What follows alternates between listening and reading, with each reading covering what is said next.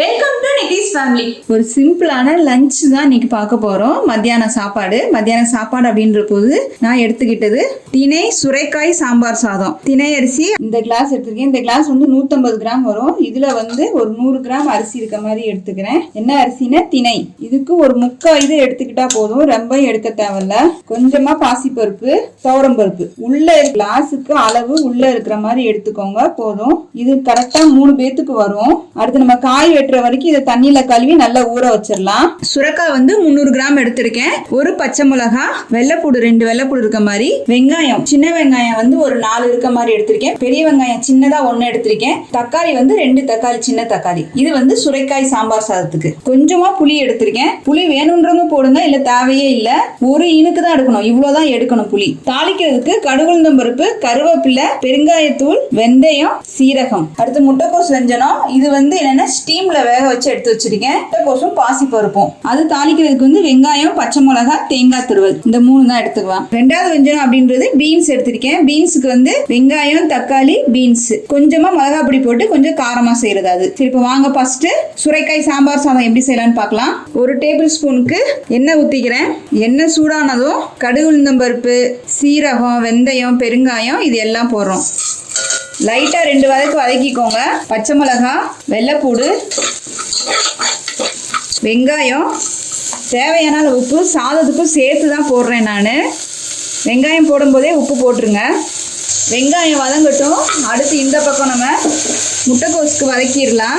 1 table ஸ்பூன்லாம் ஊற்றலை, 1 teaspoon தான் ஊற்றிருக்கேன் எண்ணெய். நான் எப்பவுமே எண்ணெய் கம்மியாக தான் எடுப்பேன். ஊற்றின எண்ணெய் வந்து 1 டீஸ்பூன் தான்.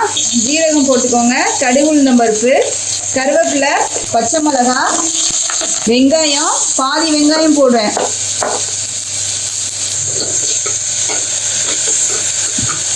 சுரைக்காய்க்கு வந்து வெங்காயம் வதங்கிருச்சு. நான் தக்காளி சுரைக்காய் 2ஐயும் சேர்த்தே போட்டுருவேன். ஒரு 2 செகண்ட் வதக்குங்க போதும், ரொம்ப வதக்க வேணாம். இப்போ முட்டைக்கோசு இதில் போட்டுலாம். 2 செகண்ட் தான், ரொம்ப நேரம்லாம் வதக்கக்கூடாது. ஏற்கனவே ஸ்டீமில் நம்ம வேக வச்சது. 2 பரட்டு, கொஞ்சமாக தேங்காய் துருவல், உப்பு பார்த்துக்கோங்க, இவ்வளோதான் போடுறேன். 1 பிஞ்சு தான் இருக்கும், ரொம்ப போடக்கூடாது. கொஞ்சமாக போட்டுக்கோங்க போதும். தேங்காய் போட்டுலாம் ரொம்ப நேரம் வதக்கணும்னு அவசியம் கிடையாது. லைட்டாக 2 பரட்டி எடுத்து வச்சிடலாம், அவ்வளோதான்.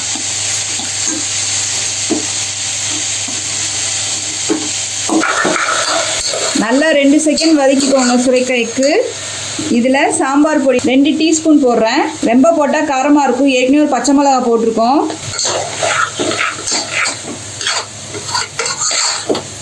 கொஞ்சமாக புளி ஊற்றிக்கலாம். 2 செகண்ட் அந்த புளி பச்சை வாடை போக வதங்கிக்கலாம். புளி வேணுமான்னு கேட்டால் தேவையில்லை, புளி இல்லாமல் கூட யூஸ் பண்ணிக்கலாம், நல்லாயிருக்கும். முட்டைக்கோஸ் ரெடி ஆயிடுச்சு. இதை வேறு பாத்திரத்தில் மாற்றிடலாம். மாற்றிட்டு இதுலேயே அடுத்து நம்ம பீன்ஸ் செய்யலாம். இதுலேயே கொஞ்சம் எண்ணெய் ஊற்றிக்கலாம். எண்ணெய் அவ்வளோதான், இவ்வளோதான் எண்ணெய். 1 டீஸ்பூன் தான் ஊற்றணும். கடுகு உளுந்தம் பருப்பு, கருவேப்பிலை, மீதி இருக்க வெங்காயத்தை போட்டுடலாம்.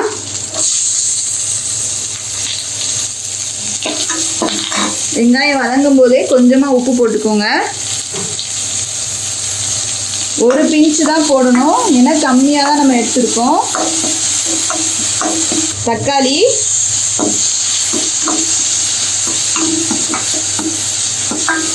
இப்போ திணை சாதம் போட்டுடலாம். திணை அரிசி போட்டுடலாம் குக்கரில். எந்த கிளாஸ்க்கு எடுக்கிறீங்களோ அந்த கிளாஸ்க்கு 3 டம்ளர் தண்ணி ஊற்றுங்க. 1 2 3 3 கிளாஸ் தண்ணி போதும். 3 விசில் அடித்து ஒரு 5 நிமிஷம் சிம்மில் வச்சுருங்க. அப்புறம் நம்ம அடுப்பை ஆஃப் பண்ணிடலாம். இது மேலே லைட்டாக கொஞ்சமாக தேங்காய் துருவல், கொத்தமல்லி தழை கொஞ்சம் போட்டுக்கலாம். இப்போ இதில் பீன்ஸ் போட்டுக்கலாம். ஒரு 1/2 டீஸ்பூன் மட்டும் மிளகாத்தூள் போட்டுக்கலாம் காரத்துக்கு. கொஞ்சம் 2 செகண்ட் வதக்கிட்டு கொஞ்சமாக தண்ணி ஊற்றி மூடி போட்டு வேகிற வரைக்கும் இது பண்ணலாம். நம்ம தண்ணி அப்படின்ற போது 1/2 கிளாஸ் ஊற்றுங்க. ஏற்கனவே உப்பெல்லாம் போட்டாச்சு. ரொம்ப தண்ணி ஊற்றணுமான தேவையில்ல, அரை கிளாஸ் ஊற்றுங்க போதும். இந்த அளவு போதும். ஒரு முக்கால்வாசி பீன்ஸ் முங்குற மாதிரி இருந்தால் போதும்.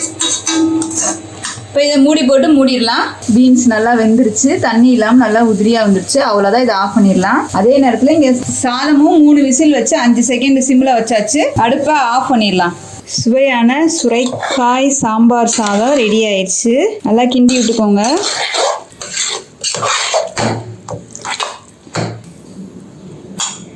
கலோரி அப்படின்னு பார்த்தீங்கன்னா லோ கலோரி தான். நம்ம செய்கிற முறை இருக்குது, சிம்பிளாகவும் செய்யணும், அதே நேரத்தில் ஆயில் கம்மியாக யூஸ் பண்ணணும், குக்கிங் டைமும் கம்மியாக இருக்கணும். இந்த 3மே முக்கியம்.